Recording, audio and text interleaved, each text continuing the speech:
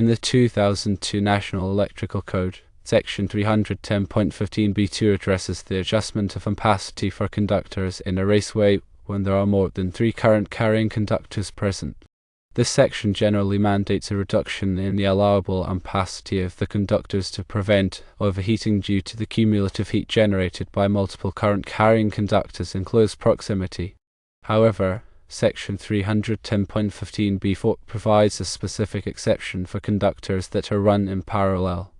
This exception states that conductors connected in parallel, as permitted or required by Section 310.4, shall not be subject to the ampacity adjustment factors outlined in 310.15b2 for more than 3 current-carrying conductors in a raceway or cable.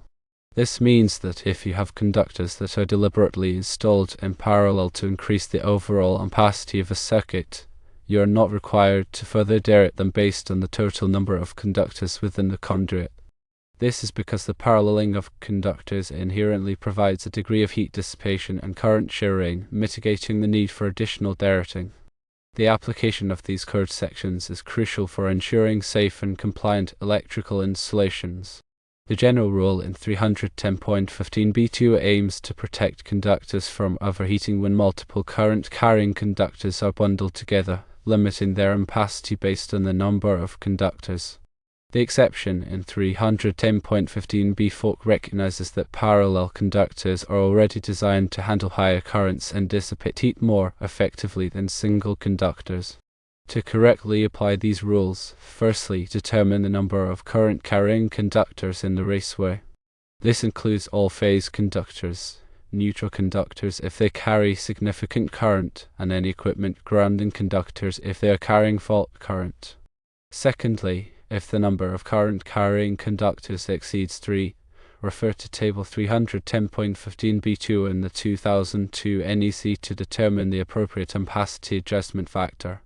This factor will reduce the allowable ampacity of the conductors based on the number of conductors. Thirdly, if the conductors are installed in parallel, as permitted by Section 310.4, the exception in 310.15b4 applies, and the ampacity adjustment factor need not be applied for more than 3 current-carrying conductors.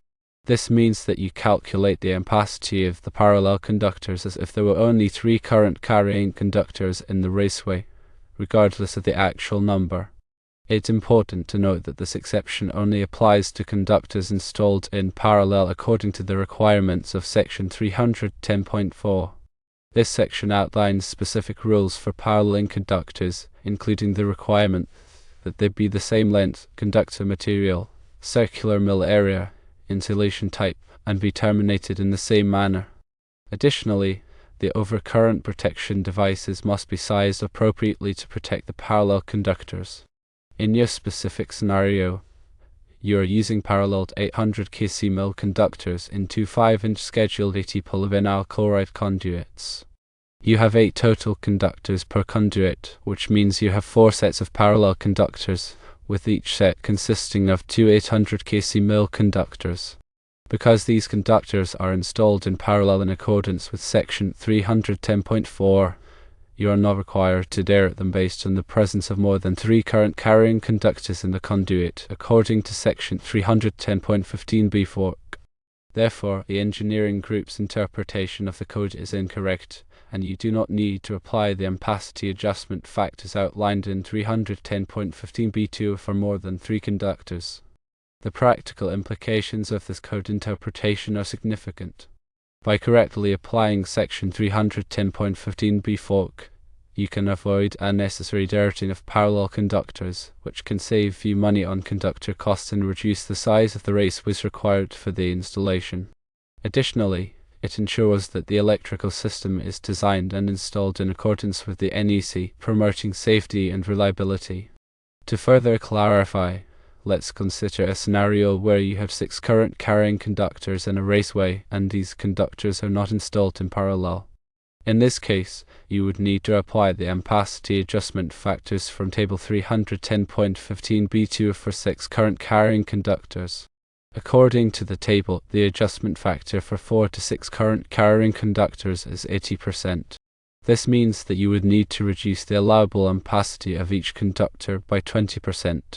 For example, if each conductor has an initial ampacity of 100 amps, you would need to derate it to 80 amps. However, if these 6 conductors were installed as 3 sets of parallel conductors, the exception in 310.15b fork would apply. In this case, you would not need to derate the conductors based on the presence of more than 3 current-carrying conductors. You would calculate the ampacity of each set of parallel conductors based on the ampacity of the individual conductors without applying the 80% adjustment factor. This can result in a significantly higher allowable ampacity for the parallel conductors compared to the non-parallel conductors. It's important to note that the specific ampacity of the conductors will depend on the conductor size, insulation type, and ambient temperature. Table 310.16 in the NEC provides the allowable ampacities for various conductor sizes and insulation types at different ambient temperatures. You should always consult this table to determine the appropriate ampacity for your conductors. In addition to the ampacity adjustment factors, you should also consider the voltage drop in the conductors. Voltage drop is the reduction in voltage that occurs along the length of a conductor due to the resistance of the conductor. Excessive voltage drop can cause equipment to malfunction or operate inefficiently. The NEC recommends limiting voltage drop to 3% for branch circuits and 5% for feeders. To calculate voltage drop, you can use the following formula: voltage drop equals 2 times K times I times D divided by circular mils, where K is the direct current constant, which is 12.9 ohms circular mils per foot for copper and 21.2 ohms circular mils per foot for aluminum. I is the current in amps, D is the one-way distance in feet, and circular mils is the cross-sectional area of the conductor in circular mils. You can find the circular mil area of conductors in Chapter 9, Table 8 of the NEC. By calculating the voltage drop, you can ensure that the conductors are sized appropriately to provide adequate voltage to the equipment. Furthermore, ensure that the conductors are properly terminated and connected to the equipment. Poorly terminated or connected conductors can cause excessive heat and voltage drop, leading to equipment failure. Use appropriate connectors and follow the manufacturer's instructions for installation. Regularly inspect the conductors and connections for signs of damage or corrosion. Replace any damaged or corroded conductors or connections immediately. Proper maintenance and inspection are essential for ensuring the long-term reliability and safety of the electrical system. In summary, when dealing with parallel conductors, remember firstly to consult section 310.4 of the NEC for the requirements for paralleling conductors. Secondly, to determine the number of current-carrying conductors in a raceway, including all-phase conductors, neutral conductors if they carry significant current, and any equipment grounding conductors if they are carrying fault current. Thirdly, if the number of current-carrying conductors exceeds 3, to refer to Table 310.15b2 in the NEC to determine the appropriate ampacity adjustment factor. Fourthly, if the conductors are installed in parallel, as permitted by Section 310.4, the exception in 310.15b fork applies, and the ampacity adjustment factor need not be applied for more than 3 current-carrying conductors. Fifthly, to calculate the voltage drop in the conductors to ensure that the conductors are sized appropriately to provide adequate voltage to the equipment. Sixthly, to properly terminate and connect the conductors to the equipment using appropriate connectors and following the manufacturer's instructions for installation. Finally, regularly inspect the conductors and connections for signs of damage or corrosion and replace any damaged or corroded conductors or connections immediately.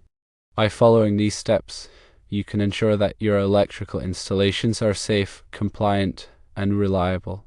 Remember that electrical codes and standards are constantly evolving, so it's essential to stay up to date with the latest requirements.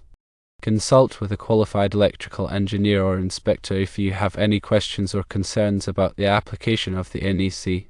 They can provide valuable guidance and ensure that your installations meet all applicable codes and regulations.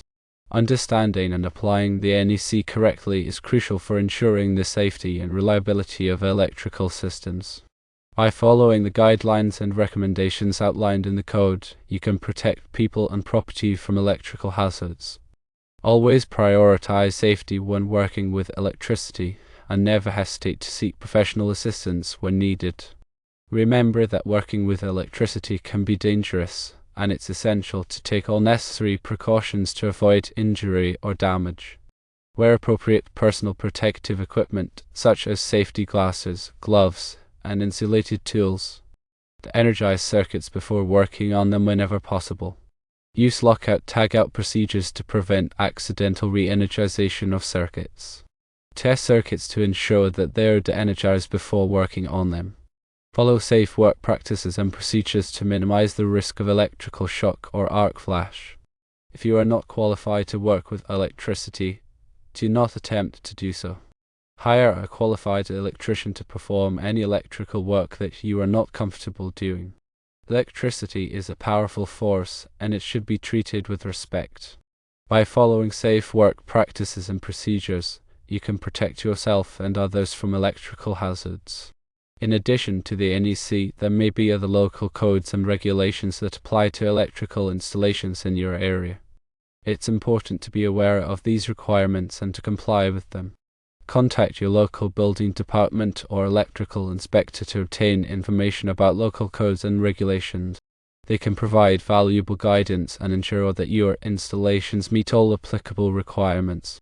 Remember that electrical codes and regulations are designed to protect people and property from electrical hazards. By complying with these requirements, you can help to ensure the safety of your community. Always prioritize safety when working with electricity, and never hesitate to seek professional assistance when needed. Finally, remember that electrical work is not a do-it-yourself project. If you are not a qualified electrician, do not attempt to perform electrical work yourself. Hire a qualified electrician to perform any electrical work that you need done. A qualified electrician has the knowledge, skills, and experience to perform electrical work safely and correctly. They can also ensure that your installations meet all applicable codes and regulations.